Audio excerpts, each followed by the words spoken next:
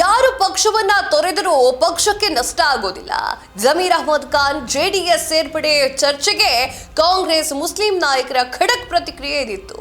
Hi hello ನಮಸ್ಕಾರ, ನೀವು ನೋಡ್ತಾ ಇದ್ದೀರಾ ಸ್ಪೀಡ್ ನ್ಯೂಸ್. ನಾನು ಕಾವ್ಯ ಹೆಗ್ಡೆ. ಯಾರು ಕಾಂಗ್ರೆಸ್ ಪಕ್ಷವನ್ನ ತೊರೆದ್ರೂ ಕೂಡ ನನಗೆ ನಷ್ಟ ಆಗೋದಿಲ್ಲ. ಸಿಎಂ ಇಬ್ರಾಹಿಂ ಜಾಫರ್ ಶರೀಫ್ ಅವರು ಇದೇ ರೀತಿ ಪಕ್ಷವನ್ನ ಬಿಟ್ಟು ಹೋದ್ರು, ಇದರಿಂದ ಏನೂ ನಷ್ಟ ಆಗಿಲ್ಲ. ಹೀಗೆ ಪರೋಕ್ಷವಾಗಿ ಸಚಿವ ಜಮೀರ್ ಅಹ್ಮದ್ ಖಾನ್ ಅವರ ವಿರುದ್ಧ ವಾಗ್ದಾಳಿಯನ್ನ ನಡೆಸಿದ್ದು ಕಾಂಗ್ರೆಸ್ ಪಕ್ಷದ ಹಿರಿಯ ಮುಸ್ಲಿಂ ನಾಯಕರು. ಕೆಪಿಸಿಸಿ ಕಚೇರಿಯಲ್ಲಿ ಪತ್ರಿಕಾಗೋಷ್ಠಿ ನಡೆಯುತ್ತೆ. ಆ ಗೋಷ್ಠಿಯಲ್ಲಿ ಕೆಪಿಸಿಸಿ ಉಪಾಧ್ಯಕ್ಷರು ಹಾಗೂ ವಿವಿಧ ಘಟಕಗಳ ಜವಾಬ್ದಾರಿಯನ್ನ ಹೊತ್ತಿರುವಂತಹ ಹಿರಿಯ ಮುಖಂಡರಾಗಿರುವಂತಹ ಉಬೇದುಲ್ಲಾ ಶರೀಫ್ ಅವರು ಒಂದಿಷ್ಟು ಮಾತುಗಳನ್ನ ಆಡ್ತಾರೆ.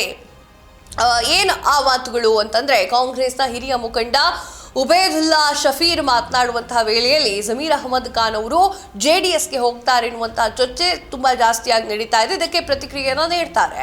ಯಾರು ಪಕ್ಷದಿಂದ ಹೊರ ಹೋದ್ರೂ ಕೂಡ ಏನು ಸಮಸ್ಯೆ ಆಗೋದಿಲ್ಲ. ಸಿಎಂ ಇಬ್ರಾಹಿಂ ಜಾಫರ್ ಶರೀಫ್ ಅವರು ಇದೇ ರೀತಿ ಪಕ್ಷವನ್ನ ಬಿಟ್ಟು ಹೋದ್ರು, ಏನಾಯ್ತು? ಏನೂ ಆಗಿಲ್ಲ ತಾನೇ. ಪಕ್ಷದ ಮೇಲೆ ಎಲ್ಲರೂ ಕೂಡ ನಿಂತಿದ್ದಾರೆ.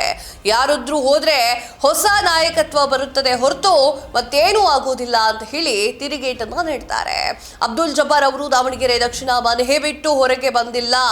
ಹೀಗೆ ಪಕ್ಷ ಏನು ಕ್ರಮವನ್ನ ಕೈಗೊಳ್ಳುತ್ತದೆಯೋ ಸ್ವಾಗತ ಮಾಡ್ತೇವೆ. ನಜೀರ್ ಅಹಮದ್ಗೆ 5 ಸಲ ಟಿಕೆಟ್ ಕೊಡಲಾಗಿದೆ.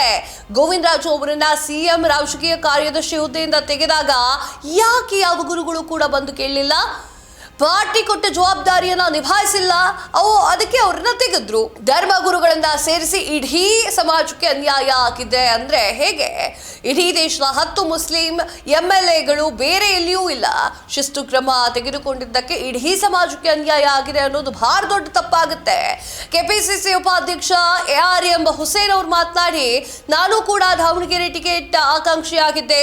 ದಾವಣಗೆರೆಗೆ ವೀಕ್ಷಕರ ತಂಡ ಬಂದಿತ್ತು, ಅಭ್ಯರ್ಥಿಗಳ ಅರ್ಜಿ ಸಂಗ್ರಹ ಮಾಡಿತ್ತು ಅಂತ ಹೇಳಿ ಅವರು ಮಾತನಾಡ್ತಾರೆ. ಒಟ್ಟು 7 ಅರ್ಜಿ ಸಲ್ಲಿಕೆ ಆಗಿದ್ವು. ಯಾರಿಗೆಲ್ಲ ಟಿಕೆಟ್ಗಾಗಿ ಅರ್ಜಿಯನ್ನ ಸಲ್ಲಿಕೆ ಮಾಡೋದಿತ್ತು ನಮ್ಮನ್ನ ಭೇಟಿ ಮಾಡಿ ಸಭೆಯನ್ನ ಕರೆದಿದ್ರು.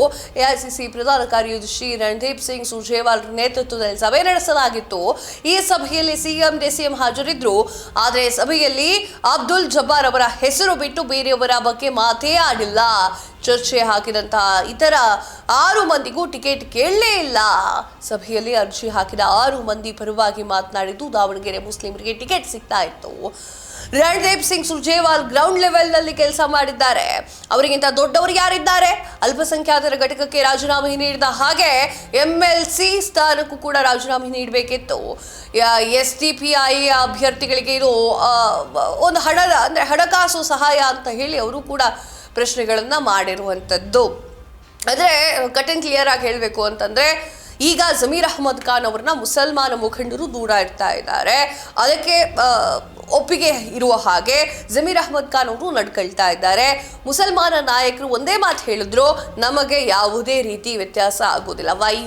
ಯಾಕಂತಂದ್ರೆ ಜಮೀರ್ ಅಹ್ಮದ್ ಖಾನ್ ಅವ್ರು ಹೋದ್ರು ಅಥವಾ ಬೇರೆಯವ್ರು ಹೋದ್ರು ವ್ಯತ್ಯಾಸ ಆಗೋದಿಲ್ಲ ಅನ್ನುವಂಥ ರೀತಿನಲ್ಲಿ ಮಾತುಗಳನ್ನ ಹೇಳಿಕೆಗಳನ್ನ ಕೊಟ್ಟಿದ್ದಾರೆ. ನಿಮ್ಗೇನ್ ಅನ್ಸುತ್ತೆ? ಜಮೀರ್ ಅಹ್ಮದ್ ಖಾನ್ ಅವ್ರು JDS ಸೇರ್ಕೊಳ್ತಾರಾ? ಕಮೆಂಟ್ ಮೂಲಕ ತಿಳಿಸಿ. ಏನಾಗಿದೆ ಹೊತ್ತಿನ ವಿಶೇಷ ಮತ್ತಷ್ಟು ಸುದ್ದಿಗಳಿಗಾಗಿ ನೋಡ್ತಾ ಇರಿ ಸ್ಪೀಡ್ ನ್ಯೂಸ್. ಸುದ್ದಿ ನಿಮ್ಮದು, ವೇಗ ನಮ್ಮದು.